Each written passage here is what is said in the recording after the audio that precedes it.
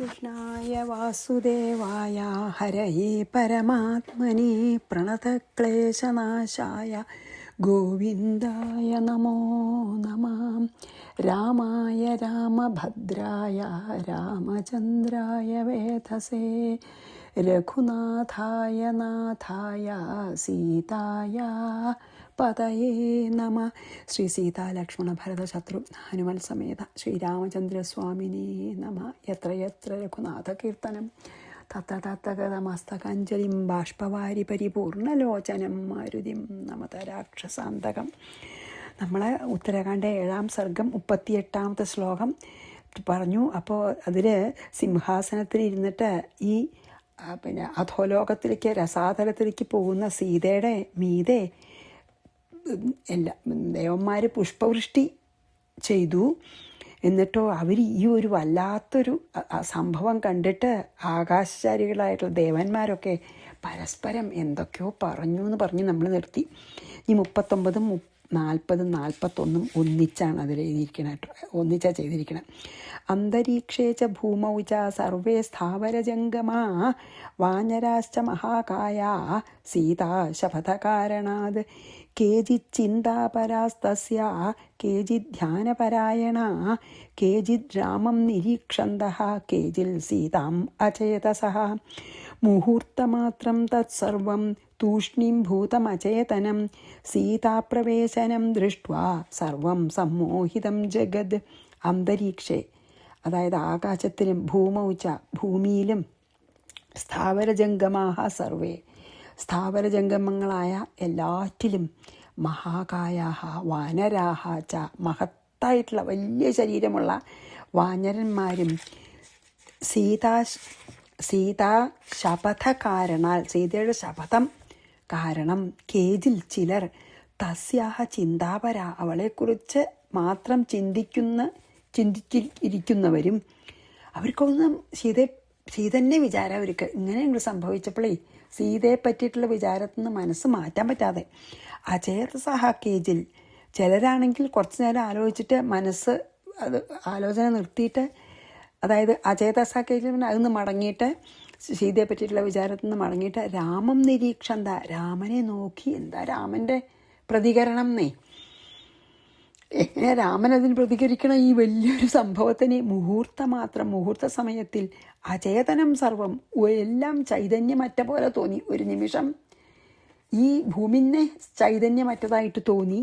സർവവും തൂഷ്ണീം അതായത് ഇത് മുഴുവൻ ചൈതന്യമില്ലാത്തതാണോ എന്നൊരു നിമിഷം തോന്നി. മാത്രമല്ല തൂഷ്ണീം ഭൂതം, പഞ്ചഭൂതങ്ങൾ ഒരു ജീവജാലങ്ങളും ഒരക്ഷരം മിണ്ടാതിരുന്നു. അതായത് കംപ്ലീറ്റ് സൈലൻസ്, ഒരു ശബ്ദം കേൾക്കണില്ല.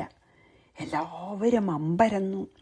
സീതാപ്രവേശനം ദൃഷ്ട്വ സീത അങ്ങനെ ഭൂമി പടർന്നു പോയപ്പോൾ അത് കണ്ടിട്ട് സർവം ജഗത് സർവമായ ജഗത്ത് സമ്മോഹിത, എന്താ മോഹിതനമായി, എന്താ സംഭവിച്ചതെന്നറിയാതെ, അതായത് ആകാശത്തിലും ഭൂമിയിലുമുള്ള ഈ ചരാചരങ്ങൾ മുഴുവൻ, അതാണ് ചരാചരങ്ങൾ, അതായത് മലകളും സമുദ്രങ്ങളും വൃക്ഷങ്ങളും അടക്കം, പിന്നെ മൂവ് ചെയ്യണ ജീവജാലങ്ങളുടെ കാര്യം പറയണ്ട, ആകാശത്തിലും ഭൂമിയിലുള്ള സർവ്വചരാചരങ്ങളും ഈ വലിയ വലിയ വാനരന്മാരും സീത ചെയ്ത ശപഥം കാരണം ചിലർ ആ സീതയുടെ എത്ര മാഹാത്മ്യമുണ്ട് സീതയ്ക്ക് എന്ന് ആലോചിച്ച് അതന്നെ ചിന്തിച്ചും കൊണ്ടിരുന്നു. അവർക്ക് വേറെ ഒന്നും ചിന്തിക്കാൻ പറ്റില്ല.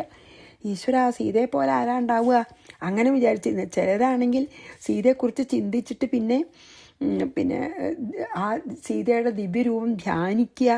ചിലർ സീത ഭൂമി പടർന്ന് പോയതിൻ്റെ ആ വിരഹം കൊണ്ട് രാമൻ എങ്ങനെയാണ് ഇതിന് പ്രതികരിക്കണേ, ഈ സീതാവിരഹം അല്ലെങ്കിൽ സീതാവിയോഗം രാമൻ അതിനോട് എങ്ങനെ പ്രതികരിക്കുന്നു ചിലർ നോക്കുന്നുണ്ട് രാമൻ്റെ മുഖത്തൊക്കെ. ചിലർ സീതയെ ആലോചിച്ചിട്ട് മനസ്സന്നെ നഷ്ടപ്പെട്ടവരായിത്തീർന്നു. സീത ഭൂമിയുടെ ഉള്ളിലേക്ക് അങ്ങോട്ട് പിളർന്ന് പോയപ്പോൾ എല്ലാവരും ശരിക്കും പറയാച്ചാൽ ഒന്നും ഒരക്ഷരം ഉരിയാടാതെ, ഒരു സൂചി ഇട്ടാൽ ശബ്ദം കേൾക്കും അതുപോലെ ഈ ജഗത്ത് മുഴുവൻ നിശ്ചലമായ പോലെയായി, ചൈതന്യമറ്റതായ പോലെ തോന്നി.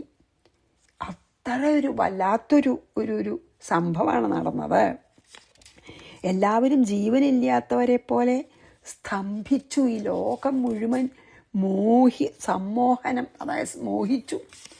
അതായത് ഒരു അത്ഭുതമല്ലേ. ഇപ്പം സീത ഇങ്ങോട്ട് ഭൂമിദേവിയുടെ മകളാണ്. ഭൂമി വളർന്ന് അങ്ങോട്ട് പോയപ്പോൾ ഉണ്ടായിട്ടുള്ള ആ ഒരു റിയാക്ഷൻ, രാമൻ്റെ റിയാക്ഷൻ എന്താണെന്ന് നോക്കുകയാണ് ചിലരെ. പക്ഷേ അവർക്ക് തന്നെ ഉണ്ടായിട്ടുള്ള ആ ഒരു വല്ലാത്ത, എന്താ നിശ്ചയില്ലാത്തൊരു ദുഃഖമോ അത്ഭുതമോ എന്തായാലും ഈ ലോകം മുഴുവൻ ഒരു ശബ്ദമില്ലാതെ ശരിക്കും ജീവനില്ലാത്ത പോലെ ഹോൾ ജഗത്ത് സ്തംഭിച്ചു.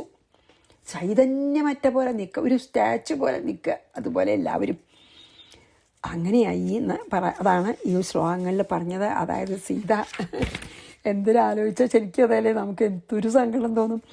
അന്തരീക്ഷേ ച ഭൂമൗ ച സർവേ സ്ഥാവരജംഗമാ വാനരാശ്ച മഹാകായാ സീതാശപഥകാരണാൽ കേചിത് ചിന്താപരാസ്തസ്യാഃ കേചിത് ധ്യാനപരായണാ കേചിത് രാമം നിരീക്ഷന്തഃ കേചിൽ സീതാം അചേതസഃ മുഹൂർത്തമാത്രം തത്സർവം തൂഷ്ണീം ഭൂതമചേതനം സീതാപ്രവേശനം ദൃഷ്ട്വാ സർവം സമ്മോഹിതം ജഗത്. ശരിക്കന്നെ ലോകം അത്ഭുതം കൊണ്ടും ദുഃഖം കൊണ്ടും എന്തൊക്കെ വികാരങ്ങളെ കൊണ്ടാ സ്തംഭിച്ചു. ഇനി 42. രാമസ്തു സർവം ജ്ഞാത്വൈവ ഭവിഷ്യൽ കാര്യഗൗരവം അജാനന്നിവ ദുഃഖേന ശുരോച ജനകാത്മജം രാമഹത്തു. ശ്രീരാമ ഭഗവാനാകട്ടെ ഭവിഷ്യ സർവം കാര്യഗൗരവം, ഈ ഉണ്ടാകാൻ പോകുന്ന ഈ കാര്യ ഗൗരവത്തെ, അതായത് സീത എന്നേക്കുമായിട്ട് പോയി, Sita will never come back അല്ലേ. സീത എന്നേക്കിട്ട് പോയിട്ടുള്ള കാര്യം ആലോചിച്ചിട്ട് അറിഞ്ഞിട്ട് ജ്ഞാത്വ ഏവ അറിഞ്ഞിട്ടു തന്നെ അജാനൻ ഇവ ഒന്നും അറിയാത്തവനെന്ന പോലെ ദുഃഖേന ദുഃഖത്തോടുകൂടി ജനകാത്മജാം സീതയെക്കുറിച്ച് ശുശോധ ദുഃഖിച്ചു.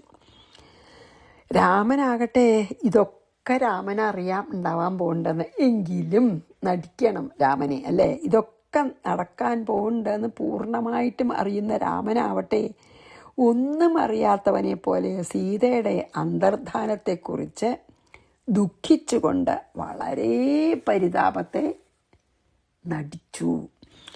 രാമസ്തു സർവം ജ്ഞാത്വൈവ ഭവിഷ്യൽ കാര്യഗൗരവം അജാനന്നിവ ദുഃഖേന ശുരോച ശനകാത്മജം. ശുശോച എന്നാണ് കേട്ടോ, സെറ്റി പറഞ്ഞതാണ്. ദുഃഖേന ശുചോച, അതായത് ദുഃഖിച്ചു എന്ന്. ശുചോച പറഞ്ഞാൽ ദുഃഖിച്ചു. ശുശോച ജനകാത്മജം. ഇനി 43. ബ്രഹ്മണാർഷിപി സാർത്ഥം ബോധിതോ രഘുനന്ദന പ്രതിബുദ്ധ ഇവ സ്വപ്ന ചകാരാനന്തരാ ക്രിയാ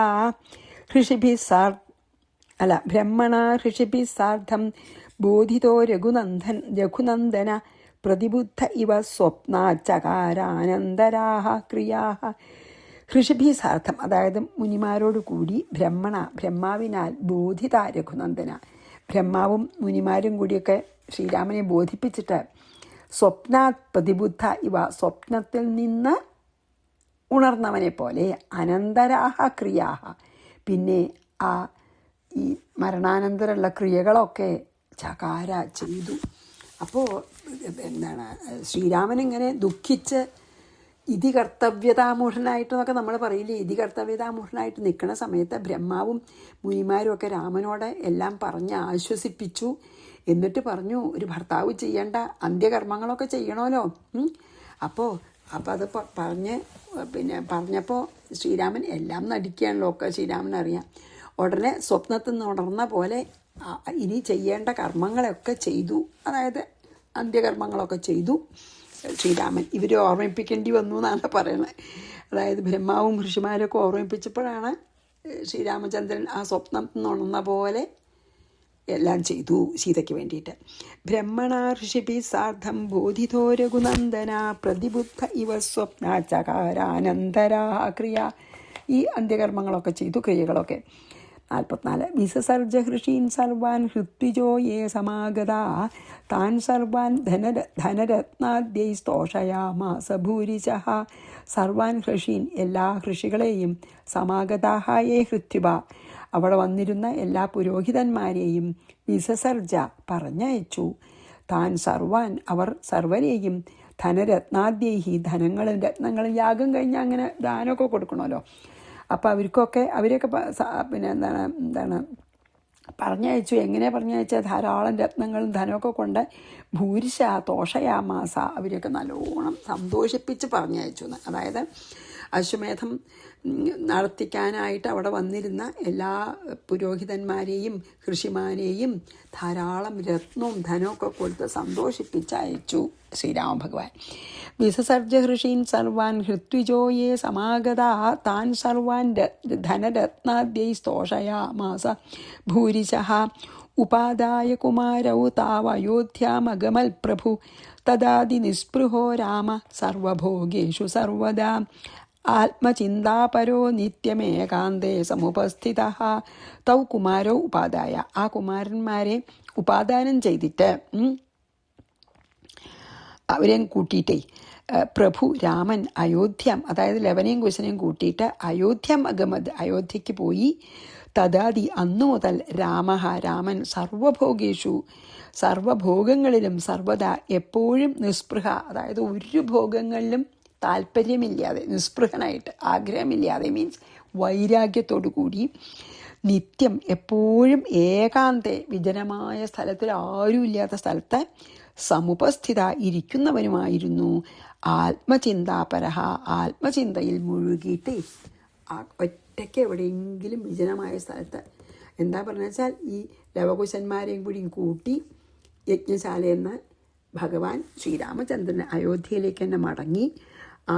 അത് മുതൽ ഈ ഒരു സംഭവത്തിന് ശേഷം ഒരു വിഷയങ്ങളിലും താല്പര്യമില്ലാതെ വിരക്തനായിട്ട് ഏകാന്തത്തിൽ ആരുമില്ലാത്ത സ്ഥലത്ത് ആത്മധ്യാന തൽപരനായിട്ട് ഏകാന്തത്തിൽ ഇരുന്ന് കഴിച്ചുകൂട്ടി ശ്രീരാമൻ. അതായത് ആത്മജ്ഞാന തൽപരനായിട്ട് വേറെ ഒന്നും ചിന്തയില്ല, എല്ലാത്തിനും വിരമിച്ച് ഏകാന്തത്തിൽ പോയിരുന്നിട്ട് ധ്യാനിച്ചു.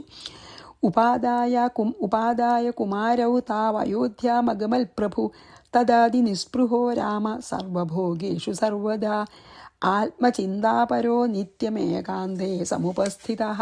46 ഏകാന്തേ ധ്യാനനിരതേ ഏകദാ രാഘവേ സതീ ജ്ഞാത്വാ നാരായണം സാക്ഷാൽ കൗസല്യ പ്രിയവാദിനി ഭക്ത്യാഗത്യ പ്രസന്നം തം പ്രണതാ പ്രാഹ ഹൃഷ്ടധീഹി. ഏകദാ ഒരു ദിവസം ഏകാന്ത ആരുമില്ലാത്തപ്പോൾ രാഘവേ ധ്യാനനിരതേ സതി രാഘവൻ ധ്യാനിച്ച്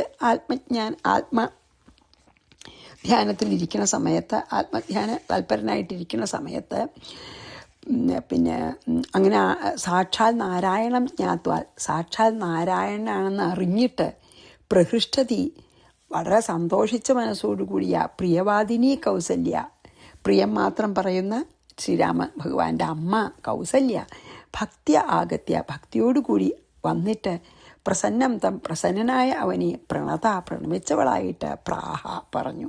അതായത് ഭഗവാൻ ശ്രീനാരായണൻ തന്നെ മഹാവിഷ്ണു തന്നെ അവതരിച്ചതാണെന്ന് മനസ്സിലായി പിന്നെ കൗസല്യയ്ക്ക്. അപ്പം പിന്നെ ഇതൊക്കെ വെറും നാടകമാണെന്നൊക്കെ കൗസല്യയ്ക്ക് മനസ്സിലാവുമല്ലോ. അതായത് ഒരു ദിവസം ശ്രീരാമൻ ഒറ്റയ്ക്ക് ആരുമില്ലാതെ ഈ ധ്യാനത്തിൽ ഏർപ്പെട്ടിരിക്കുകയായിരുന്നു. അപ്പോൾ രാമൻ സാക്ഷാൽ മഹാവിഷ്ണുവിനെയാണെന്ന് മനസ്സിലാക്കിയിട്ട് കൗസല്യ വളരെ സന്തോഷത്തോടും ഭക്തിയോടും കൂടി വന്ന് വളരെ പ്രസന്നനായിട്ടിരിക്കുന്ന രാമനെ നമസ്കരിച്ചിട്ട് ഇപ്രകാരം പറഞ്ഞു. അതായത് പിന്നെന്താണ്, ഇത് സാധാരണ എൻ്റെ ഒരു പുത്രനായി ജനിച്ചു എന്നേ ഉള്ളൂ, ശരിക്കും മഹാവിഷ്ണുവിനെയാണെന്ന് മനസ്സിലായി. അതായത് അല്ലെങ്കിൽ ഇപ്പോൾ അമ്മ മകനെ നമസ്കരിക്കില്ലല്ലോ, സാധാരണ അമ്മമാർ മകനെ നമസ്കരിക്കില്ലല്ലോ. അപ്പോൾ ഇവിടെ എന്താ കൗസല്യ നമസ്കരിക്കാൻ കാരണം വെച്ചാൽ എൻ്റെ മകനായി ജനിച്ചു എന്നേ ഉള്ളൂ, സാക്ഷാൽ മഹാവിഷ്ണു ആണെന്ന് നല്ലോണം അറിഞ്ഞിട്ടാണ് നമസ്കരിച്ചത്.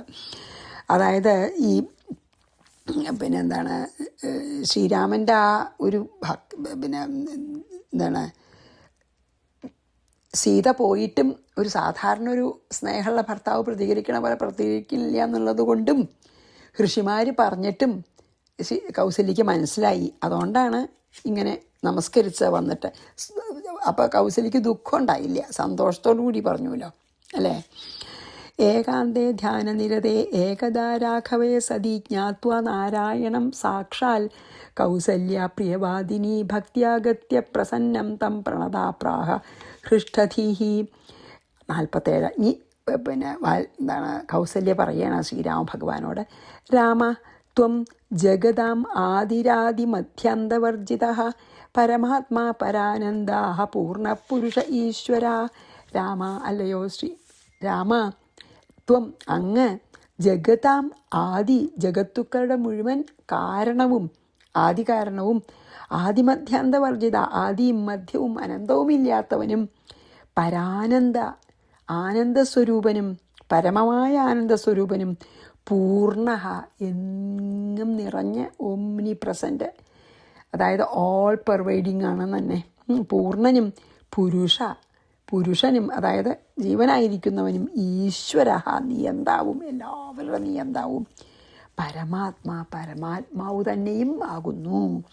അപ്പം കൗസല്യ എന്താ പറഞ്ഞ്, രാമ അങ്ങ് പരമാത്മാവ് തന്നെയാണ്, എല്ലാവരുടെ ശരീരങ്ങളും ജീവാത്മാവായി വസിക്കുന്ന പുരുഷനാണ് അങ്ങ്, ഈശ്വരനാണ്, ജന്മാദികളായിട്ടുള്ള ഒരുവിധം വികാരങ്ങളും ഇല്ലാത്തവനാണ്. ജന്മമില്ല, ജീവിതമില്ല, അതിനന്തമില്ല, ഒന്നും ജന്മാദി ഒരു വികാരങ്ങളും ഇല്ല. ഷഡ്വികാരങ്ങളെന്ന് പറയൂലോ, അതായത് ജനിക്കുക, കുറച്ച് വളരുക, പരിണാമം അല്ലേ, ക്ഷയം, നാശം, അതൊന്നുമില്ല. പരിപൂർണനാണ്, എല്ലാ ദിക്കിലും നിറഞ്ഞു നിൽക്കുന്നു, ആദിയും മധ്യവും അവസാനവും ഇല്ലാത്തവനാണ്, പരമാനന്ദ സ്വരൂപനാണ്, സകല ലോകങ്ങളുടെയും ആദി കാരണമാണ്, അതായത് സൃഷ്ടിസ്ഥിതി സംഹാരങ്ങളുടെ മുഴുവൻ കാരണമാണ്. അങ്ങനത്തെ പരമാത്മാവ് തന്നെയാണ് രാമൻ. അതായത് ഇനി മാത്രമല്ല, രാമനിപ്പോൾ ദുഃഖിക്കാനൊന്നും ഇല്ല എന്ന് പറയാനാണ് അത്ര പൂർണ്ണം എന്നുള്ള വാക്ക് ഉപയോഗിച്ചത്. കാരണം എന്താ വെച്ചാൽ ആപ്തകാമനാണ്. ഈ ഒരാഗ്രഹവും ഭഗവാന് ആത്മാരാമനല്ലേ, എന്തെങ്കിലും ഒരു കാരണം കൊണ്ട് സന്തോഷിക്കുക, ഭഗവാനെ സന്തോഷിപ്പിക്കാൻ ഒരു കാരണവും വേണ്ട, എപ്പോഴും ആനന്ദസ്വരൂപനാണ്, ആത്മാരാമനാണ്. അതുകൊണ്ടാണ് പൂർണ്ണൻ എന്ന് പറഞ്ഞതേ. അതായത് എല്ലാവരുടെ ആനന്ദത്തിനും കാരണമായിട്ടുള്ള പരമാനന്ദ സ്വരൂപനാണ് അല്ലേ. അപ്പോൾ പിന്നെ ലോകാനുഗ്രഹത്തിന് വേണ്ടിയിട്ട് സ്വന്തം ഇച്ഛയാ സ്വീകരിച്ചതാണ് ഈ മനുഷ്യ ശരീരം. അല്ലാതെ വേറെ ഒരു കാര്യത്തിനുമല്ല, ശരിക്കും മനുഷ്യനൊന്നുമല്ല. ലോകാനുഗ്രഹത്തിനായിട്ട് ഈ ദുഷ്ടന്മാരെ കൊല്ലാനായിട്ട് ഈ ശരീരം സ്വീകരിച്ച് വന്ന പരമാത്മാവ് തന്നെയാണ് എന്ന് പറയാണ്. രാമ ത്വം ജഗതാം ആദിരാദിമധ്യാന്തവർജിത പരമാത്മാ പരാനന്ദാ പൂർണ്ണപുരുഷ ഈശ്വര. ഇനി 48. ജാതോസി മേ ഗർഭഗൃഹേ മമ പുണ്യാതിരേകതഃ അവസാനേ മമാപ്യദ്യ സമയോ ഭൂരഘൂത്തമാ നാദ്യാപ്യബോധജ കൃഷ്ണോ ഭവബന്ധോ നിവർത്തതേ. മമ എൻ്റെ, കൗസല്യ പറയാണല്ലോ, പുണ്യാതിരേകത, എൻ്റെ പുണ്യം കൊണ്ട്, എൻ്റെ അധിക പുണ്യം കൊണ്ട്, മേ ഗർഭഗൃഹേ അങ്ങ് എൻ്റെ ഗർഭത്തിൽ ജാത അസി, ഞാൻ എത്ര ഭാഗ്യവതിയാണ്, അങ്ങ് എൻ്റെ ഗർഭത്തിലാണല്ലോ ജനനം എടുത്തത്. രഘുത്തമ ഹേ രഘുശ്രേഷ്ഠ അദ്യ മമ അവസാനേ സമയ അഭൂത്, ഇപ്പം എൻ്റെ അവസാന കാലം അടുത്തിരിക്കണു. അദ്യാപി ഇപ്പോഴും അബോധജ എനിക്ക് അജ്ഞാനത്തിൽ നിന്നുണ്ടാവുന്ന ഈ അബോധജ എന്താ, അജ്ഞാനം, ബോധമില്ലായ്മ, അജ്ഞാനം കൊണ്ടുണ്ടാവുന്ന ഭവബന്ധം, ഈ സംസാരബന്ധം കൃഷ്ണ നാ നിവർത്തതേ, ഇനിയും എനിക്ക് ആ സംസാരബന്ധത്തിൽ നിന്ന് ഞാൻ പൂർണ്ണമായിട്ട് വിമുക്തയായിട്ടില്ല. അങ്ങ് എൻ്റെ മകനായി പിറക്കാനുള്ള ഭാഗ്യം എനിക്കുണ്ടായിട്ട് പോലും എനിക്ക് ഇപ്പോഴും എൻ്റെ അജ്ഞാനം കാരണം ഈ സംസാരബന്ധം മുഴുവനായിട്ട് എനിക്ക് പോയിട്ടില്ല, നിവർത്തിച്ചിട്ടില്ല എൻ്റെ സംസാരബന്ധം. അതായത് അതായത് ഭഗവാൻ ചിദാനന്ദ സ്വരൂപനാണെങ്കിലും അങ്ങ് എൻ്റെ ഭാഗ്യം കൊണ്ടാണ് എൻ്റെ ഗർഭത്തിൽ വന്ന് ജനിച്ചത് അല്ലേ. ഞാൻ ഈ ശരീരം ഉപേക്ഷിച്ച് പോവേണ്ട കാലം അടുത്തിരിക്കണു. ശരീരം അത്രയും പ്രായമായില്ലോ, എൻ്റെ ശരീരം ഉപേക്ഷിക്കേണ്ട കാലം അടുത്തിരിക്കും. എന്നിട്ട് എനിക്ക് ഇപ്പോഴും ആ ആത്മസ്വരൂപത്തിനെ നന്നായി അറിയാത്തത് കൊണ്ട്, അല്ലെങ്കിൽ എൻ്റെ അജ്ഞാനം കാരണം എൻ്റെ സംസാരബന്ധം രാമ ഇനിയും മുഴുവനും നശിച്ചിട്ടില്ലല്ലോ. ജാതോസി മേ ഗർഭഗൃഹേ മമ പുണ്യാതിരേകഥ അവസാനേ മമാപ്യദ്യ സമയോ ഭൂജഘൂത്തമ നാദ്യാപ്യബോധജ. എന്നാലും അതായത് അദ്യാപി അദ്യാപി എന്നുവെച്ചാൽ ഇല്ല എന്ന് അവസാനത്തേക്ക്. അദ്യാപി അബോധജ, ഇപ്പോഴും ആ അജ്ഞാനം കൊണ്ടാണ്. നാദ്യാപ്യബോധജ കൃഷ്ണോ ഭവബന്ധോ നിവർത്തതേ, എൻ്റെ സംസാരബന്ധം നശിച്ചിട്ടില്ല. ഇതാനീമഭിമേ ജ്ഞാനം ഭവബന്ധ നിവർത്തകം യഥാ സംക്ഷേപതോ ഭൂയാ തഥാ ബോധയ മാം വിഭോ. ഇതാനീം ഇപ്പോഴെങ്കിലും ഭവബന്ധ നിവർത്തകം ജ്ഞാനം, ഈ സംസാരബന്ധത്തെ നശിപ്പിക്കുന്ന ആ ജ്ഞാനത്തെ യഥാ സംക്ഷേപത മേ ഭൂയാത്, എന്നോട് ചുരുക്കത്തിലൊന്ന് പറയണം. വിഭോ ജ്ഞാനസ്വരൂപ തഥാ മാം ബോധയ. അതായത് എങ്ങനെയാണെങ്കിലാണ് എനിക്ക് മനസ്സിലാവുക, അതുപോലെ ചുരുക്കിയിട്ടൊന്ന് എന്നെ പറഞ്ഞ് മനസ്സിലാക്കി തരുമെന്ന്. എന്താ പറയണേ? ഹേ പരമാത്മാവ് തന്നെയായ ശ്രീരാമചന്ദ്ര, ഇപ്പോഴെങ്കിലും ഈ സംസാരബന്ധത്തെ നശിപ്പിക്കുന്ന ആ ആത്മജ്ഞാനം ഏത് വിധം അങ്ങ് ഉപദേശിച്ചാലാണോ എനിക്കുണ്ടാവുക, ആ വിധം ചുരുക്കമായിട്ടൊന്ന് എന്നെ ധരിപ്പിക്കാൻ ദയുണ്ടാവണേ എന്നാണ് പറഞ്ഞത്. അതാണ് പറയണത്. അതായത് ഇനിയെങ്കിലും എൻ്റെ ദേഹം കളയാറായി, ദേഹം ത്യജിക്കാറായി, ഇനിയെങ്കിലും ഈ സംസാരബന്ധത്തിനെ മുഴുവൻ നീക്കുന്ന ആ പരമാർത്ഥ ജ്ഞാനം ഏത് വിധത്തിൽ പറഞ്ഞാലാണ് എനിക്ക് ബോധ്യമാവുക, ആ വിധത്തിലൊന്ന് ചുരുക്കി പറഞ്ഞു തരാൻ കനിവുണ്ടാവണേ. ഇതാനീമഭിമേ ജ്ഞാനം ഭവബന്ധ നിവർത്തകം യഥാ സംക്ഷേപതോ ഭൂയാ തഥാ ബോധയ മാം വിഭോ. 50 കൂടി ചെയ്യാം. നിർവേദവാദിനീമേവം മാതരം മാതൃവത്സലഃ ദയാലുപ്രാഹ ധർമാത്മാ ജരാജർജരിതം ശുഭം. ജരാജർജരിതം ശുഭം. ശുഭം ച വളരെ മംഗളപ്രദയും.